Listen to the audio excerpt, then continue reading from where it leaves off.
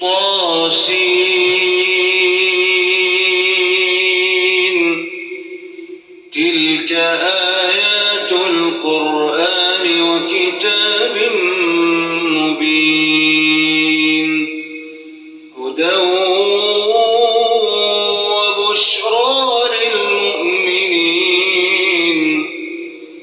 الذين يقيمون الصلاة ويؤتون الزكاة وهم بالآخرة هم يوقنون إن الذين لا يؤمنون بالآخرة زينا لهم أعمالهم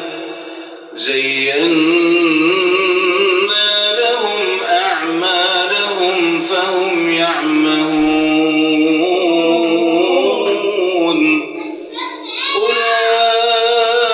أولئك الذين لهم سوء العذاب وهم في الآخرة هم الأخسرون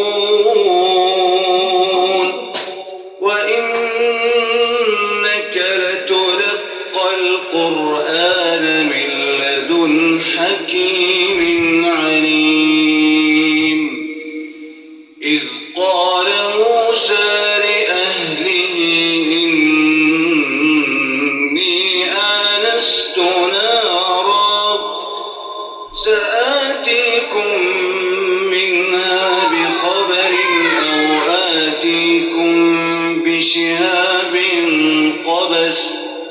أو آتيكم بشهاب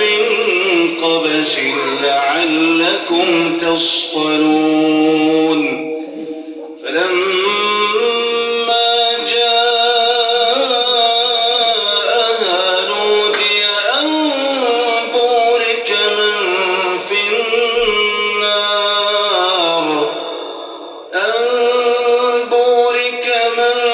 في النار ومن حولها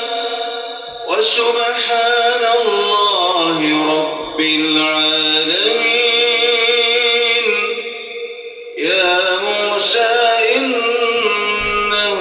أنا الله العزيز الحكيم وألق عصاك فلما رآها تهتز كأنها جان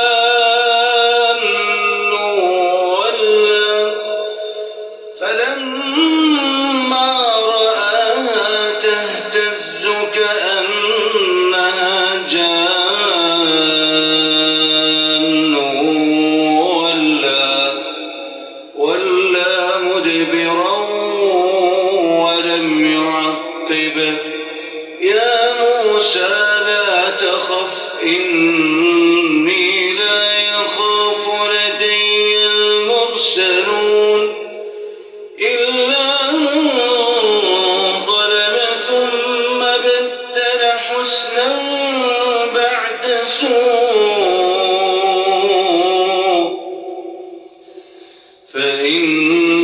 فإني غفور رحيم وأدخل يدك في جيبك تخرج بيضاء من غير سوء في 9 آيات إلى فرعون وقومه إنهم كانوا قوما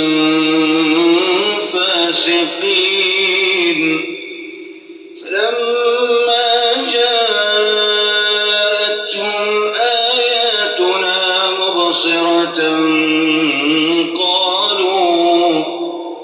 قالوا هذا سحر مبين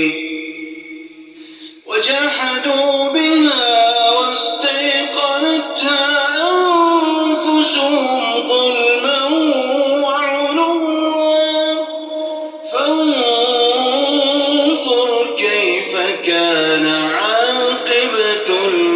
مفسدين